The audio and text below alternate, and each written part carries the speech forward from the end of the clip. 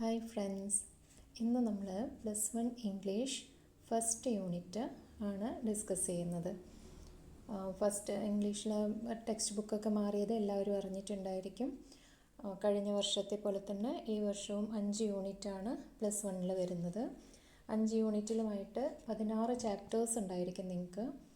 ഇതിൽ യൂണിറ്റുകൾ the mirror within, second unit timeless treasures, third unit media Medley, fourth unit into the unseen, fifth unit days and trials. അതിലെ first യൂണിറ്റാണ് നമ്മൾ ഇന്ന് നോക്കുന്നത്, the mirror within. ഈ title കൊണ്ട് എന്താണ് ഉദ്ദേശിക്കുന്നത്? The mirror within. Understand your self, ഇതൊരു ഫ്രേസാണ്. അണ്ടർസ്റ്റാൻഡ് യുവർ സെൽഫ് എന്ന് പറഞ്ഞിട്ടുണ്ടെങ്കിൽ ഐഡൻറ്റിഫൈ യുവർ സെൽഫ്, നിങ്ങൾ സ്വയം മനസ്സിലാക്കുക.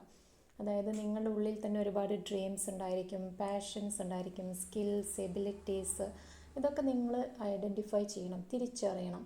അതായത് സെൽഫ് റിഫ്ലക്ഷൻ, അതാണ് ദ മിറർ വിത്തിൻ കൊണ്ട് ഉദ്ദേശിക്കുന്നത്. ഇതാണ് യൂണിറ്റ്. ഇതിലെ ഫസ്റ്റ് ചാപ്റ്റർ വരുന്നത് ഫോഫി എന്ന് പറഞ്ഞിട്ടുള്ളൊരു ചാപ്റ്ററാണ്. അതിന് മുൻപായിട്ട് നിങ്ങൾക്കൊരു ഇൻട്രൊഡക്ടറി ചാപ്റ്റർ വരുന്നുണ്ട്, what I have lived for. Bertrand റസ്സലിൻ്റെയാണ് what I have lived for എന്ന ഈ ഒരു ചാപ്റ്റർ. അതായത് ബർട്രാൻഡ് റസ്സലിൻ്റെ ഓട്ടോബയോഗ്രഫിയാണ്. അതിൻ്റെ ഒരു പ്രലോഗായിട്ടാണ് ഈ what I have lived for വരുന്നത്. പ്രലോഗ് എന്ന് പറഞ്ഞിട്ടുണ്ടെങ്കിൽ ആമുഖം, അതായത് ഒരു ജസ്റ്റ് ഒരു ഇൻട്രൊഡക്ഷൻ, അത്രയേ ഉള്ളൂ. അപ്പോൾ നമുക്ക് നോക്കാം, what I have lived for. എന്തിനു വേണ്ടിയാണ് നമ്മൾ ജീവിക്കുന്നത്? ഓരോരുത്തരും ജീവിക്കുന്നതിന് ഓരോ അർത്ഥമുണ്ടായിരിക്കും, അല്ലേ? അപ്പോൾ അതായത് ബർട്രാൻഡ് റസ്സൽ തൻ്റെ ഒരു ഓട്ടോബയോഗ്രഫിയുടെ ഇൻട്രൊഡക്ഷൻ എന്ന രീതിയിൽ ചോദിക്കുകയാണ്, what I have lived for, എന്തിനാണ് ഞാൻ ജീവിക്കുന്നത്? അപ്പോൾ നമുക്ക് ഡീറ്റെയിൽ ആയിട്ട് നോക്കാം. ആദ്യം തന്നെ ബർട്രാൻഡ് റസ്സലിനെ കുറിച്ച് നമുക്കൊന്ന് നോക്കാം. Bertrand Russell, he was born in 1872 and died in 1970. He was a British philosopher, mathematician and social reformer who won the Nobel Prize for Literature in 1950. അദ്ദേഹം ഒരു ബ്രിട്ടീഷ് ഫിലോസഫറായിരുന്നു, മാത്തമാറ്റീഷ്യൻ ആയിരുന്നു, സോഷ്യൽ റിഫോമറായിരുന്നു. അദ്ദേഹത്തിന് നോബൽ പ്രൈസ് വിൻ ചെയ്യാൻ സാധിച്ചിട്ടുണ്ട്. സാഹിത്യത്തിൽ തന്നെയായിരുന്നു 1950. Russell's contribution to logic, epistemology and the philosophy of mathematics established him as one of the foremost philosophers of the 20th century. അദ്ദേഹത്തിന് 20th സെഞ്ച്വറിയിൽ തന്നെ ഏറ്റവും ബെസ്റ്റായിട്ടുള്ള ഫിലോസഫേഴ്സിൽ ഒരാളാവാൻ സാധിച്ചിട്ടുണ്ട്. ബർട്രാൻഡ് റസ്സലിൻ്റെ ഒരുപാട് സംഭാവനകൾ ലോജിക്കിൽ, എപ്പിസ്റ്റമോളജി, ഫിലോസഫി ഓഫ് മാത്തമാറ്റിക്സ്, ഇതെല്ലാമാണ് അദ്ദേഹത്തെ ഒരു ഗ്രേറ്റ് ഫിലോസഫറാക്കിയിട്ട് മാറ്റിയത്. And originally published in 3 volumes, Russell's autobiography is widely regarded as one of the most compelling and vivid memoirs of the age. റസ്സലിൻ്റെ ഓട്ടോബയോഗ്രഫി, അതായത് ബർട്രാൻഡ് റസ്സലിൻ്റെ ഓട്ടോബയോഗ്രഫി വേൾഡ് വൈഡായി തന്നെ ഒരുപാട് ഫേമസ് ആണ്. അദ്ദേഹത്തിൻ്റെ ഈ ഓട്ടോബയോഗ്രഫിയിൽ അദ്ദേഹത്തിൻ്റെ ലൈഫിലുടനീളം സംഭവിച്ചിട്ടുള്ള അദ്ദേഹത്തിൻ്റെ എക്സ്പീരിയൻസസ് ആണ് നമുക്ക് കാണാൻ സാധിക്കുന്നത്. ഓക്കെ, ഇനി നമുക്ക് ചാപ്റ്ററിലേക്ക് വരാം. What I have lived for. Introduction. What gives meaning to our lives? നമ്മുടെ ലൈഫിനൊക്കെ ഒരു മീനിങ്, എന്ത് മീനിങ് ആണ് നമ്മുടെ ലൈഫിനുള്ളത്? What guides our choice and dreams. നമുക്ക് സ്വന്തമായിട്ടുള്ള ചോയ്സ് അല്ലെങ്കിൽ ഡ്രീംസ്, ഇതിനെയൊക്കെ ലീഡ് ചെയ്യുന്നത് എന്തായിരിക്കാം? Bertrand Russell speaks about the 3 great passions that shaped his life in this prologue. ഈ ഒരു പ്രൊലോഗിലൂടെ ബർട്രാൻഡ് റസ്സൽ പറയുന്നത് തൻ്റെ 3 പാഷൻസിനെ കുറിച്ചാണ്. ഈ 3 പാഷൻസ് എങ്ങനെയാണ് തൻ്റെ ലൈഫിനെ ഒന്ന് ഷേപ്പ് ചെയ്തെടുക്കാൻ ഹെൽപ്പ് ചെയ്തത്, ഇതിനെക്കുറിച്ചാണ് ഈ ഒരു ചാപ്റ്ററിൽ പറയുന്നത്. You may think about the values that guide you to. ഈ ഒരു ചാപ്റ്റർ വായിക്കുന്ന സമയത്ത് നിങ്ങളും ഇതിനെക്കുറിച്ച് ചിന്തിക്കും. അതായത് നിങ്ങളെ ഗൈഡ് ചെയ്യുന്നത് എന്തെല്ലാം പാഷൻസ് ആയിരിക്കാം, എന്തെല്ലാം ഡ്രീംസ് ആയിരിക്കാം എന്നതിനെക്കുറിച്ച് നിങ്ങളും ചിന്തിച്ചു പോകും എന്നാണ് പറയുന്നത്. ഓക്കെ, നമുക്ക് നോക്കാം. First paragraph. 3 passions, simple but overwhelmingly strong, have governed my life. The longing for love, the search for knowledge, and the unbearable pity for suffering of mankind. These passions, like the great winds, have blown me hither and thither in the wayward course, over a great ocean of anguish, reaching to the very verge of despair. Three passions, simple but overwhelmingly strong, have governed my life. എൻ്റെ ലൈഫിൽ എനിക്ക് 3 passions, 3 passions ആണുള്ളത്. Simple, നമുക്ക് സിമ്പിളായിട്ട് തോന്നും. But overwhelmingly strong, have governed my life. പക്ഷേ അത് വളരെയധികം വെരി വെരി സ്ട്രോങ് ആണ്. ആ സ്ട്രോങ് ആയിട്ടുള്ളൊരു പാഷനാണ് എൻ്റെ ലൈഫിൽ എന്നെ ഗൈഡ് ചെയ്യുന്നത്. ദ ലോങ്ങിങ് ഫോർ ലവ്, അതിലെ ഫസ്റ്റ് പാഷനെ കുറിച്ചാണ് പറയുന്നത്. ദ ലോങ്ങിങ് ഫോർ ലവ്, ലവ് എന്നുള്ളതാണ്, അതായത് സ്നേഹം. വിഷിങ് ഫോർ ലവ്, ലോങ്ങിങ് എന്ന് പറഞ്ഞാൽ എന്താണ്? വിഷിങ് അല്ലേ? വിഷിങ് ഫോർ ലവ്, അദ്ദേഹം ആഗ്രഹിക്കുകയാണ്, സ്നേഹത്തിന് വേണ്ടി ആഗ്രഹിക്കുന്നു. അതായത് അദ്ദേഹത്തിൻ്റെ ഫസ്റ്റ് സെർച്ച് എന്ന് പറഞ്ഞാൽ ലവിന് വേണ്ടിയിട്ടുള്ളതാണ്.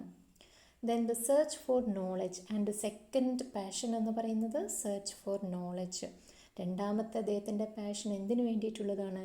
നോളജിന് വേണ്ടിയിട്ടുള്ളത്, അതായത് അറിവിന് വേണ്ടിയിട്ടുള്ളതാണ് അദ്ദേഹത്തിൻ്റെ സെക്കൻഡ് പാഷൻ എന്ന് പറയുന്നത്. And the unbearable pity for the suffering of mankind. And the third passion എന്ന് പറഞ്ഞിട്ടുണ്ടെങ്കിൽ his unbearable pity for the suffering of mankind. Human beings suffer ചെയ്യുന്ന ആ ഒരു പെയിൻസ്, ആ പെയിൻസിനോട് അദ്ദേഹത്തിന് തോന്നുന്ന അൺബെയറബിൾ പിറ്റി, അദ്ദേഹത്തിന് തോന്നുന്ന അനുകമ്പ, ദയ, കാരുണ്യം, ഇതൊക്കെ. ഓക്കെ, ഇന്നത്തെ കാലത്ത് ഹ്യൂമൻ ബീയിങ്സ് ഒരുപാട് പെയിൻഫുള്ളായിട്ടുള്ള സിറ്റുവേഷൻസിലൂടെ, ഡിഫിക്കൾട്ടായിട്ടുള്ള സിറ്റുവേഷൻസിലൂടെയൊക്കെ കടന്നു പോകുന്നുണ്ട്. അപ്പോൾ അത്തരം ആളുകളോട് അല്ലെങ്കിൽ അത്തരം സിറ്റുവേഷൻസിനോട് നമ്മുടെ ബെർട്രാൻഡ് റസ്സലിന് തോന്നുന്ന ആ ഒരു കാരുണ്യം അല്ലെങ്കിൽ ദയ, അതായിരുന്നു അദ്ദേഹത്തിൻ്റെ തേർഡ് പാഷൻ. അതായത് അവർക്ക് വേണ്ടി എന്തെങ്കിലും ചെയ്യണം, ഇതിനെ ഇല്ലാതാക്കാൻ എന്ത് ചെയ്യാം, ഇതിനെക്കുറിച്ചുള്ള ഒരാഗ്രഹം. ഓക്കെ, ഈ 3 പാഷൻസിനെ കുറിച്ചാണ് ബെർട്രാൻഡ് റസ്സൽ ഇവിടെ പറയുന്നത്. These passions, like great winds, have blown me hither and thither in the wayward course, over a great ocean of anguish, reaching to the very verge of despair. എന്താ അദ്ദേഹം പറയുന്നത്? These passions, ഈ 3 passions ഒരു great wind പോലെയാണെന്ന്. അതായത് ഒരു കൊടുങ്കാറ്റ് പോലെ ആഞ്ഞടിക്കുന്നു അങ്ങോട്ടും ഇങ്ങോട്ടും. ഹിതർ ആൻഡ് സിത്തർ, അതായത് അങ്ങോട്ടും ഇങ്ങോട്ടും ഇങ്ങനെ ആഞ്ഞടിക്കുകയാണ്. എന്തിനു മുകളിലൂടെയാണ്? ഒരു ഗ്രേറ്റ് ഓഷ്യന് മുകളിലൂടെ, ഒരു മഹാസമുദ്രത്തിന് മുകളിലൂടെ ആഞ്ഞടിക്കുന്ന കൊടുങ്കാറ്റ് പോലെ. അത് എൻ്റെ മനസ്സിലിങ്ങനെ ഈ ഒരു 3 പാഷൻസ് അത് അദ്ദേഹത്തിൻ്റെ മനസ്സിലൂടെ കടന്നു പോകുന്നു. And at last reaching to the very verge of despair. പിന്നീട് ഇത് എവിടെയാണ് എത്തിച്ചേരുന്നത്? ഈ 3 പാഷൻസ് അദ്ദേഹത്തിൻ്റെ മനസ്സിനെ ഇളക്കി മറിച്ച് അദ്ദേഹത്തിന് ഒരു ബോർഡർ ഓഫ് ഡെസ്പെയർ അല്ലെങ്കിൽ ലിമിറ്റ് ഓഫ് ഡെസ്പെയറിലേക്കാണ് എത്തിച്ചേരുന്നത്. ഓക്കെ, അദ്ദേഹത്തിൻ്റെ മനസ്സ് എത്തിച്ചേരുന്നത് ഏതാണ്ട് ഒരു നിരാശയിലേക്കാണ്. ഇതെല്ലാം ചിന്തിച്ച് അദ്ദേഹം ടോട്ടലി ഡെസ്പെയറായി മാറുകയാണെന്ന് പറയുന്നു. ആ ഒരു നിരാശയുടെ തൊട്ടടുത്ത് അദ്ദേഹം എത്തിച്ചേരുകയാണ്. ഇതാണ് ഫസ്റ്റ് പാരഗ്രാഫിൽ പറയുന്നത്. ഇനി നമുക്ക് സെക്കൻഡ് പാരഗ്രാഫ് നോക്കാം. I have sought love first. ഞാനിതിൽ ഏറ്റവും ആദ്യം അന്വേഷിക്കുന്നത് ലവ് എന്ന് പറയുന്ന പാഷന് വേണ്ടിയാണ്. Because it brings ecstasy. കാരണം ഇതെനിക്ക് സന്തോഷം തരുന്നുണ്ട്. എക്സ്റ്റസി എന്ന് പറഞ്ഞാൽ സന്തോഷം. Ecstasy so great that I would often have sacrificed all the rest of life for a few hours of this joy. ഈ ഒരു ജോയ്ക്ക് വേണ്ടി, അതായത് സ്നേഹം, ആ ഒരു സ്നേഹത്തിലൂടെ എനിക്ക് കിട്ടുന്ന സന്തോഷം എന്ന് പറഞ്ഞാൽ അത് കുറച്ച് സമയത്തേക്ക് മാത്രമാണ്. എ ഫ്യൂ അവേഴ്സ് എന്നാണ് പറയുന്നത് അല്ലേ? ഏതാനും മണിക്കൂറുകൾക്ക് വേണ്ടിയിട്ടുള്ള ആ ഒരു സന്തോഷത്തിന് വേണ്ടി I would often have sacrificed all rest of my life എന്നാണ് പറയുന്നത്. എൻ്റെ ലൈഫിൽ ഏതാണ്ട് ഭൂരിഭാഗം ഭാഗവും ഞാൻ എന്തിനു വേണ്ടി കളഞ്ഞു? ഈ ഒരു ചെറിയ നേരത്തെ അല്ലെങ്കിൽ ഏതാനും മണിക്കൂറുകളുടെ സന്തോഷത്തിന് വേണ്ടി മറ്റുള്ള എല്ലാം ത്യജിക്കാൻ, സാക്രിഫൈസ് ചെയ്യാൻ ഞാൻ തയ്യാറായിരുന്നു. I have sought it next because it relieves loneliness. ഇനി എനിക്ക് മറ്റൊരു റീസൺ കൂടി പറയാനുണ്ട്. I have sought it next. അതായത് ഈ ലവ് എന്ന് പറയുന്ന, സ്നേഹം എന്ന് പറയുന്ന പാഷനെ ഞാൻ സെർച്ച് ചെയ്യാൻ മറ്റൊരു കാരണം കൂടിയുണ്ട്. എന്തായിരുന്നു? It relieves loneliness. എനിക്ക് ലോൺലിനെസ്സിൽ നിന്നും എസ്കേപ്പ് ചെയ്യാനായിട്ട് സാധിക്കുന്നു. ദാറ്റ് ടെറിബിൾ ലോൺലിനെസ്, ഭയാനകമായ ലോൺലിനെസ്സാണ്. In which one shivering consciousness looks over the rim of the world into the cold, unfathomable, lifeless abyss. അദ്ദേഹം ആ ഒരു ടെറിബിൾ ലോൺലിനെസ്സിനെ കമ്പയർ ചെയ്യണം. എന്തായിട്ടാണ് കമ്പയർ ചെയ്യുന്നത്? വൺ ഷിവറിങ് കോൺഷ്യസ്നെസ്, അതായത് വിറയ്ക്കുന്ന ഒരു ബോധ മനസ്സ്. അതെവിടെയാണ് നിൽക്കുന്നത്? It looks over the rim of the world, അതായത് border of the world or the corner of the world, അതായത് വേൾഡിൻ്റെ തന്നെ ഒരു അറ്റത്ത് നിൽക്കുകയാണ്. ആൻഡ് ലുക്സ് ഓവർ, അവിടെ നിന്നുകൊണ്ട് അത് എവിടേക്കാണ് നോക്കുന്നത്? Into the cold unfathomable lifeless abyss. ഈ ഒരു അഗാധ ഗർത്തം, അതായത് നമ്മുടെ ലോൺലിനെസ് എന്ന് പറയുന്നത് എന്തുപോലെയാണ്? ഇറ്റ് ഈസ് കോൾഡ്, തണുത്തുറഞ്ഞത്, അൺഫാത്തമബിൾ, അളക്കാനാവാത്തത്, ലൈഫ്ലെസ്, ജീവനറ്റത്. അങ്ങനെയുള്ള അഗാധ ഗർത്തത്തിലേക്ക് ലോകത്തിൻ്റെ ഒരു കോണിൽ നിന്ന് ബോധം, അതായത് നമ്മുടെ വിറയാർന്ന ബോധം താഴേക്ക് ഇങ്ങനെ നോക്കുന്നത് പോലെ അത്രയും ഭയാനകമാണ് ഈ ലോൺലിനെസ് എന്ന് പറയുന്നു. ഓക്കെ, അതായത് ഇവിടെ ലോൺലിനെസ്സിനെ കമ്പയർ ചെയ്യാണ് അദ്ദേഹം. ഇത്രയും അതിൻ്റെ ആ ഒരു ഭയാനകത അത് എത്രമാത്രമുണ്ട് എന്ന് അദ്ദേഹം എക്സ്പ്രസ് ചെയ്യാണ് ഇവിടെ.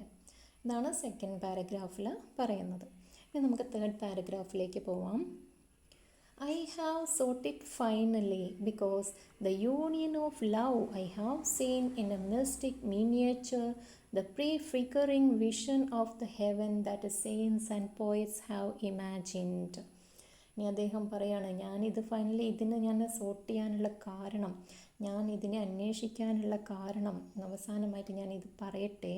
അതായത് എനിക്ക് കാണാൻ കഴിഞ്ഞിട്ടുണ്ട് ഈ ഒരു സ്നേഹത്തിൻ്റെ യൂണിയനിലൂടെ. എന്തിനെയാണ് കാണാൻ കഴിഞ്ഞിട്ടുള്ളത്? Mystic miniature, the prefiguring vision of the heaven, സ്വർഗത്തിൻ്റെ ഒരു കാഴ്ചപ്പാട്. അതായത് സ്വർഗീയത എന്ന് പറയുന്ന മനോഹരമായിട്ടുള്ളൊരു കാഴ്ചപ്പാട്, അതും മിസ്റ്റീരിയസ് ആയിട്ടുള്ളത്.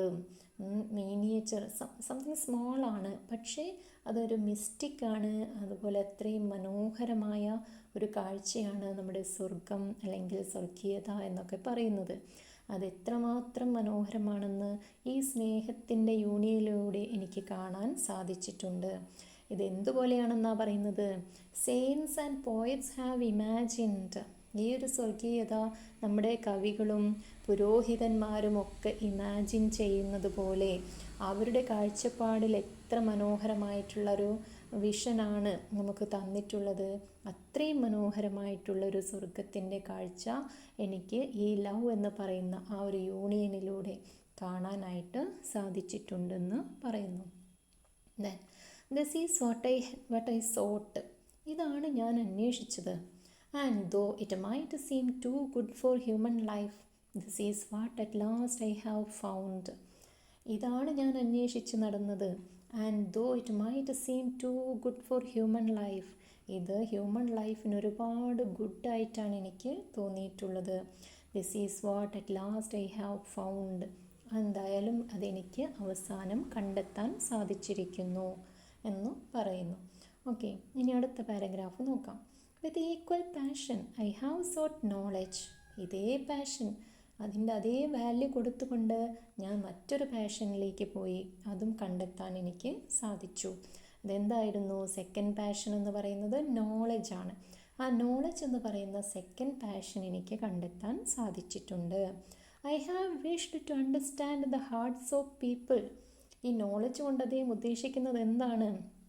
I have wish to understand the hearts of people എന്നാണ് പറയുന്നത്.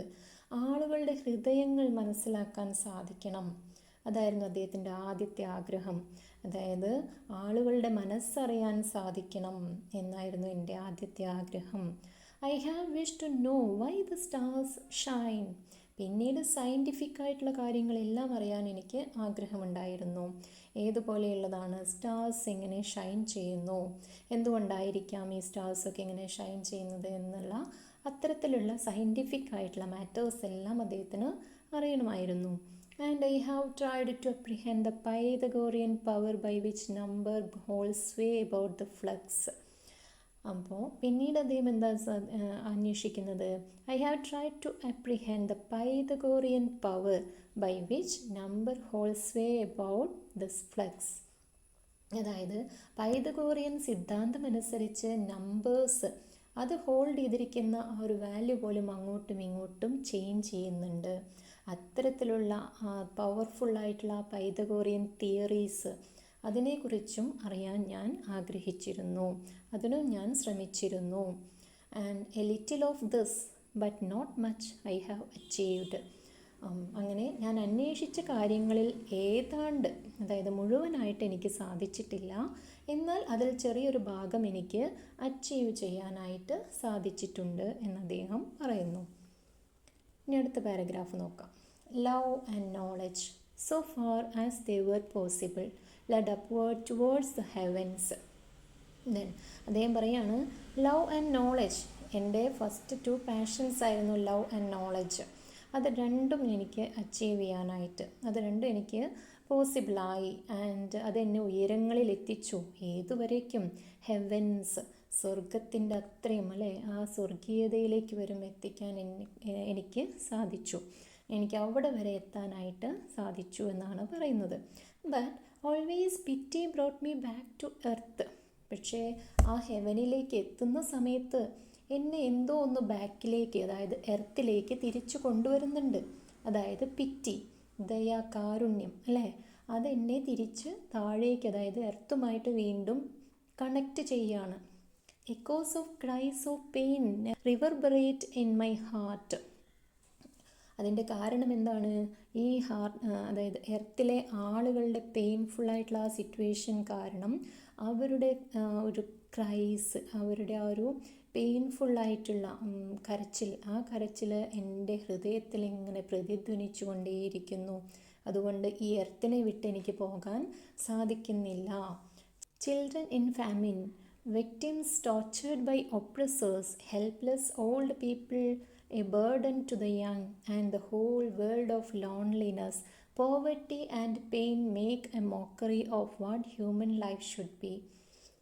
പിന്നീട് എന്താ പറയുന്നത്? ഇനി എന്തൊക്കെയാണ് ആ ഡിഫിക്കൽട്ടീസ്, അല്ലെങ്കിൽ എന്തൊക്കെയാണ് അവരുടെ പെയിൻഫുൾ സിറ്റുവേഷൻസ് എന്നാണ് പറയുന്നത്.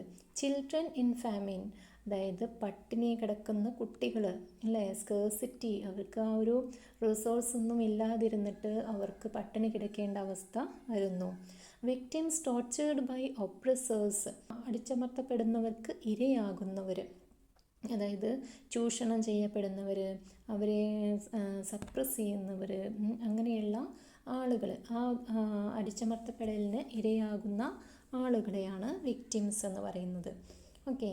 Then helpless old people, a burden to the young and whole world of loneliness.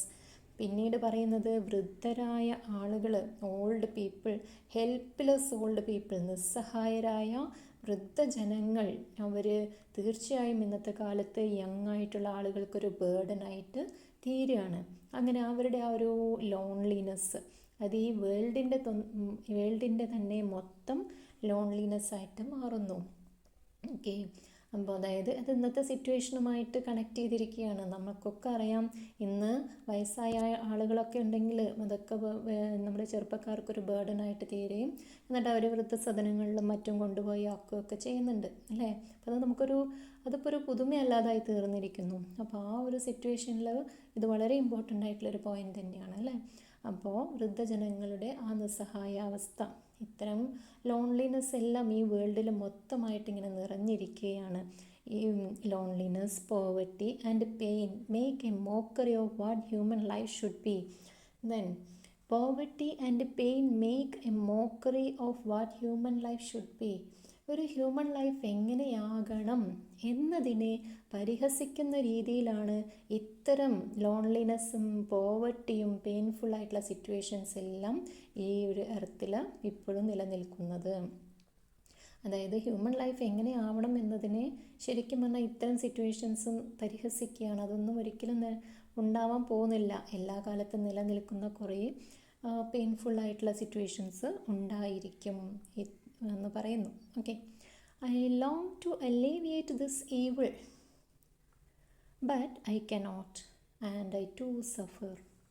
അദ്ദേഹം പറയാണ്, I long to alleviate this evil. എനിക്ക് ഇത്തരത്തിലുള്ള ഈവിളൊക്കെ, അതായത് ഇത്തരത്തിലുള്ള ഈ ഡിഫിക്കൾട്ട് സിറ്റുവേഷൻസിനൊക്കെ ഒന്ന് ഡിക്രീസ് ചെയ്യാൻ അല്ലെങ്കിൽ റിമൂവ് ചെയ്യാനൊക്കെ ആഗ്രഹമുണ്ട്, ഒന്ന് ലെസൺ ചെയ്യാനൊക്കെ ആഗ്രഹമുണ്ട്. ബട്ട് ഐ കനോട്ട്, പക്ഷേ എനിക്ക് സാധിക്കില്ല. അതിനെന്താ കാരണം? ആൻഡ് ഐ ടു സഫർ, കാരണം ഞാനും അതിലൊരാളാണ്. ഇത്തരം സിറ്റുവേഷൻസിലൊക്കെ സഫർ ചെയ്യുന്ന ഒരു പേഴ്സൺ കൂടിയാണ് ഞാനും. This has been my life, ഇതാണ് എൻ്റെ life. I have found it worth living and would gladly live it again if the chance were offered me.